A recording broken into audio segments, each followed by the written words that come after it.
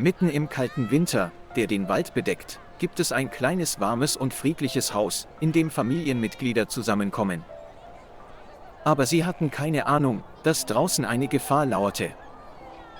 Aus den Tiefen des Waldes folgte ein magerer, schmutziger Puma mit müden Augen der Spur, kletterte leise über den Zaun und schlich auf das Grundstück des Hauses.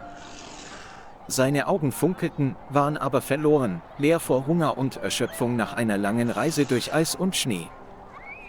Es knurrte nicht und war nicht aggressiv, sondern ging einfach langsam unter die Veranda und beobachtete ruhig das warme Leben im Inneren in der Hoffnung, etwas zu finden, um seinen Magen zu füllen.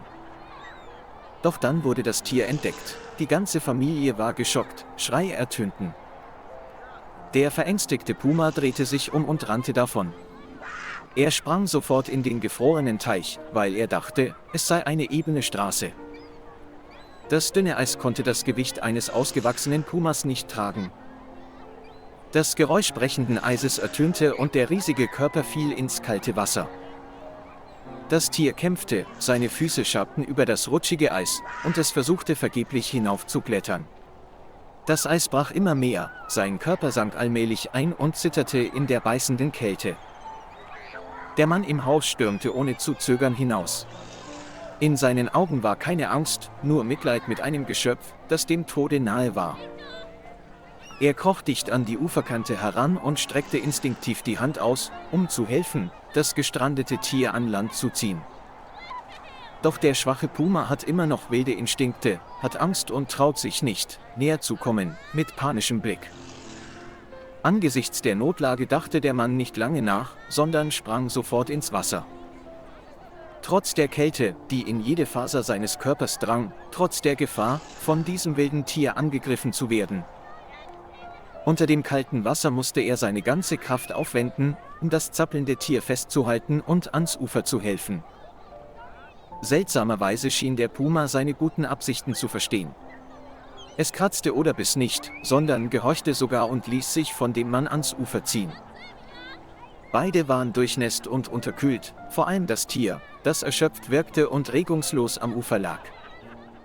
Der Mann wickelte den zitternden Körper des Leoparden in ein weiches Handtuch und brachte ihn eilig in die nächste Tierklinik. Das medizinische Personal war fassungslos, als es diesen Patienten sah, beruhigte sich jedoch schnell und begann mit der ersten Hilfe.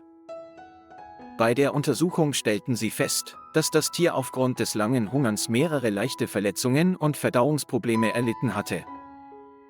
Es wurde ein kleiner chirurgischer Eingriff durchgeführt und glücklicherweise überlebte der Leopard. Der Mann und seine Familie retteten das Tier nicht nur vor dem Tod, sondern hießen es auch als Familienmitglied willkommen, trotz der Warnungen, dass es sich um ein gefährliches Wildtier handele. Die ersten paar Tage lag das Tier einfach nur regungslos da, die Augen halb geöffnet, leblos. Doch dann erholte es sich mit geduldiger und liebevoller Pflege allmählich. Es begann wieder zu fressen, erst langsam, dann kräftiger.